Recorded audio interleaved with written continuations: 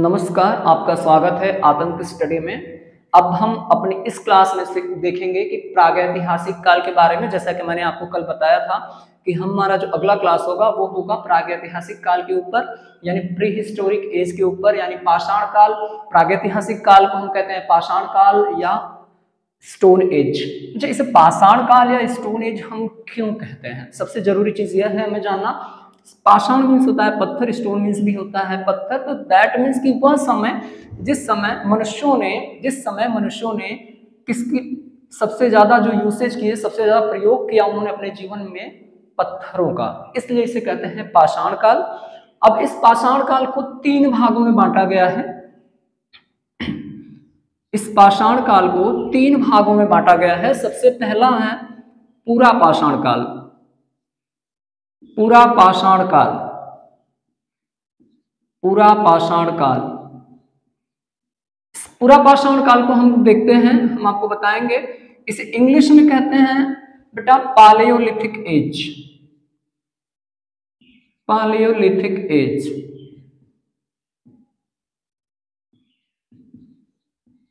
पालेयोलिथिक age. पूरा पाषाण काल का जो समय है वह लगभग 25,000 से लेकर 10,000 BC तक का है। कुछ कहानी इसके बारे में हम आपको बता दें। पूरा पाषाण काल में मनुष्यों ने पत्थर का यूज करना शुरू किया था, यानी पत्थर का यूज तो तीनों समय में हुआ बेटा, जो 3 भाग में पढ़ेंगे। पहला है पूरा पाषाण काल। तो पहला जो पूरा पाषाण काल है बेटा, इसमें सबसे जो जरूरी चीज थी, अब मनुष्य इस समय पूरा पाषाण काल में जो मनुष्य था वह आदि मानव के रूप में वह क्या करता था, एक जगह से फूड गैदरर एंड हंटर। कहते हैं कि बेटा भोजन को इकट्ठा करना और शिकार करना, मतलब स्टोर करना, शिकार करके भोजन को स्टोर करना। अब स्टोर करना दैट मीन्स कि अगर एक घुमक्कड़ प्रवृत्ति के लोग हुआ करते थे, पूरा पाषाण काल के लोग, घुमक्कड़ प्रवृत्ति जिसे कहते हैं। आदि मानव बेटा, आदि मानव मतलब पहले के मानव, लेकिन इनकी जो प्रवृत्ति थी, रहने का जो तरीका था वो घुमक्कड़ प्रवृत्ति का था। क्यों? क्योंकि वह अपने भोजन के लिए शिकार पर निर्भर हुआ करते थे। जंगल में रहा करते थे, गुफाओं में रहा करते थे ये लोग, और ये लोग पत्थरों के नीचे, शिलाओं के नीचे रहा करते थे। जंगलों में जाकर फल ले तोड़कर खाते थे या शिकार किया करते थे, जानवरों की हंटिंग किया करते थे। और हाँ, उस समय के जो हथियार हुआ करते थे वह पत्थरों के बने होते थे। जो पत्थरों के बने हथियारों से, पत्थरों के बने हथियारों का यूज करते थे बेटा, पत्थरों से बने हथियारों का यूज करते थे ये लोग,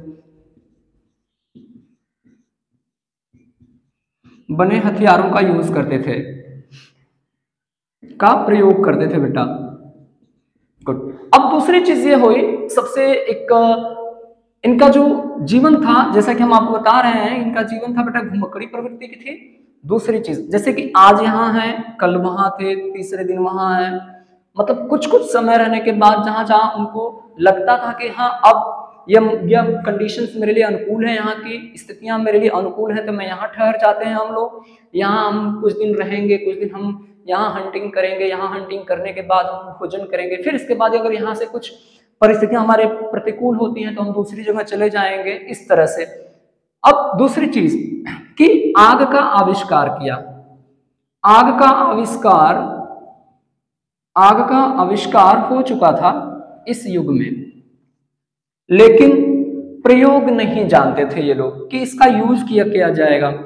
प्रयोग नहीं पता था, उपयोग नहीं पता था।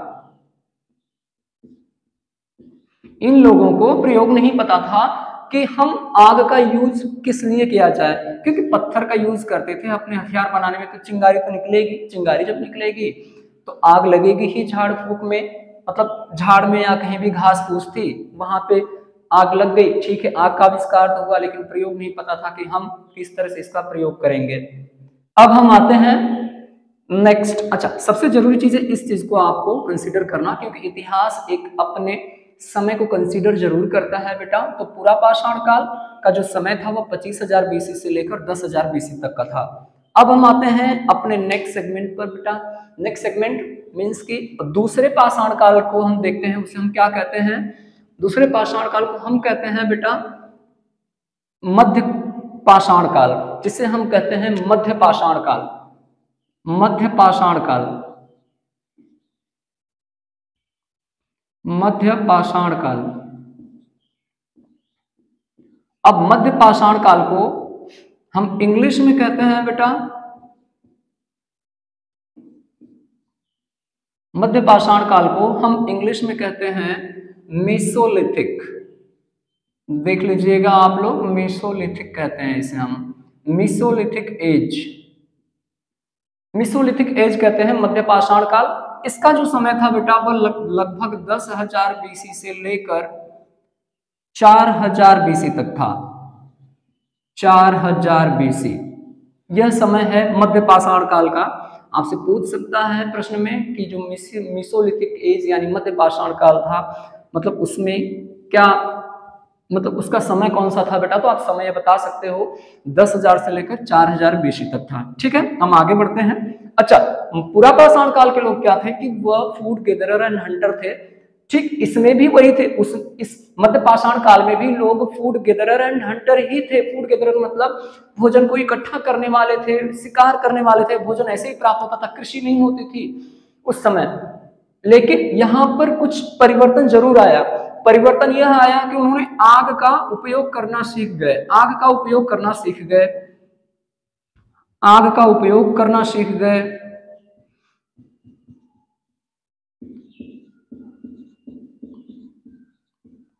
आग का उपयोग करना सीख गए। दूसरी चीज, दूसरा पॉइंट अगर हम आप देखेंगे तो दूसरा पॉइंट यह है कि लकड़ी से बने हथियारों का यूज करने लगे बेटा।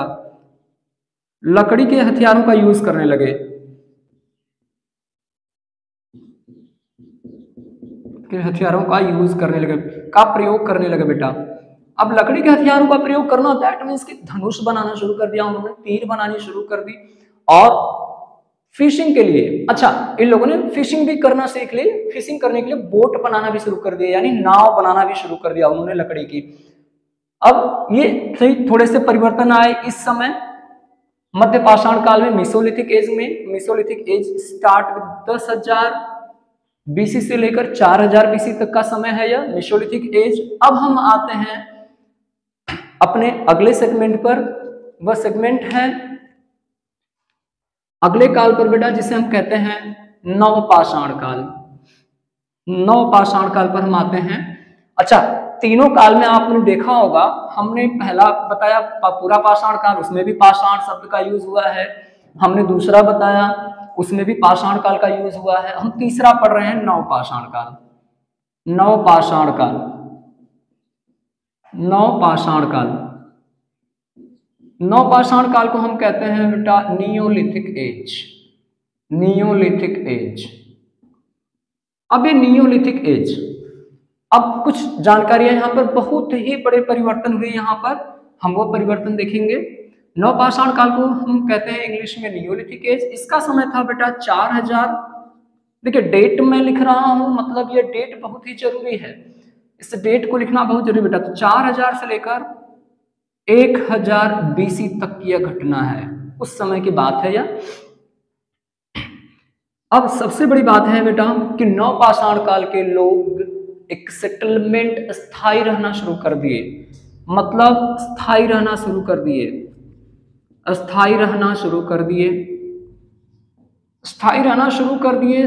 का अर्थ यह है कि मैं आपको कुछ और पॉइंट बताना शुरू करूंगा। इसमें अगर मैं सब पॉइंट करूं कि स्थायी रहना शुरू कर दिए, अच्छा एक मनुष्य, एक व्यक्ति या एक परिवार जहां भी जाता है वो स्थायी कब हो पाता है, जब उसके पास सारी सुख सुविधाएं हो जाएं, उसको भोजन की सुविधा प्राप्त होने लगे, उसको पानी की सुविधा प्राप्त होने लगे, उसको रहने का उचित स्थान मिल जाए, सारी चीजें अगर व्यवस्थित एक जगह पर मिल जाएंगी तभी वो स्थायी रहना शुरू करेगा। तो हम देखते हैं स्थायी रहना शुरू कर दिए का मतलब यह है बेटा कि सबसे पहली चीज उन्होंने सीखी पशुओं का पालन करना, पशुपालन सीखा उन्होंने, पशुपालन सीखा। दूसरा वो लोग पशुपालन को हम कहते हैं डोमेस्टिकेशन, पशुओं का पालन करना शुरू किया। दूसरा कृषि करना शुरू कर दी उन्होंने, कृषि करना बिल्कुल। और जो कृषि करते थे वो उसको स्टोर करना भी, मतलब संग्रह करना भी सीख गए थे। संग्रह करना, भाई यदि कृषि करेंगे तो फसल ज्यादा होगी, जो भी अनाज ज्यादा होगा तो उसे संग्रह करना भी जरूरी है। अब संग्रह करना भी सीख चुके थे ये लोग, तो मतलब अब इनका एक परमानेंट सेटलमेंट हो गया था कहीं ना कहीं। जैसे कि किसी भी, अब सबसे जरूरी चीज होती है हमारे लिए, सबसे उपयोगी चीज क्या होती है, सबसे नेसेसरी चीज होती है बेटा वाटर, पानी। सबसे जरूरी चीज क्या है, पानी। गुड। अब जहां पर पानी मिला वहीं पर इन्होंने स्थायी एक सेटलमेंट बनाना शुरू कर दिया। भाई देखिए पानी किसके लिए जरूरी है, हमारे कृषि के लिए जरूरी है पानी, हमारे पशुओं के लिए पानी जरूरी है, खुद हमारे लिए पानी जरूरी है, मनुष्य के लिए पानी जरूरी है। अच्छा, अब हम सबको कहेंगे तो कृषि के लिए पानी जरूरी है, पशुओं के लिए भी पानी जरूरी है, मनुष्य के लिए भी पानी जरूरी है, तो वह इनका परमानेंट सेटलमेंट धीरे धीरे होना शुरू हो गया नवपाषाण काल में। मतलब ये सारी की चीजों को वे यूज करना सीख गए, मतलब स्थायी रहना शुरू कर दिया इन्होंने, पशुपालन करना सीख लिया, कृषि करना सीख लिया, अनाज का संग्रहण करना सीख लिया, संग्रह करना सीख लिया। और सेटलमेंट कहाँ होती थी, आप लोग इस बात को बिल्कुल समझ जाइए बेटा, कि जहां पर इनको पानी मिलता था, क्योंकि पानी द मेन सोर्स, मुख्य स्रोत पानी ही है किसी के जीवन का, तो बेटा सबसे नेसेसरी चीज, तो वहां पर उस चीज के किसी नदी, किसी तालाब, ऐसी जगह पर रहना शुरू कर दिया जहां पर पानी की मात्रा भरपूर हो, जमीन भी उपजाऊ हो। तो ये सारी चीजें नवपाषाण काल में हुई। तो हमने देखा बेटा एक परिवर्तन पूरा पाषाण काल से लेकर नवपाषाण काल तक का समय, बिल्कुल। अब यह हड़प्पा सभ्यता के पहले की बात है, हड़प्पा सभ्यता के पहले की बात है। हम हड़प्पा सभ्यता के बारे में पढ़ेंगे अगले क्लास में, अगले वीडियो में हम आपको बताएंगे बेटा हड़प्पा सभ्यता के बारे में। तो आज के लिए बस इतना ही। और हाँ, हमने आपसे कहा था बेटा प्रयास जारी रखिए, सफल जरूर होंगे। मिलते हैं अगले क्लास में बेटा।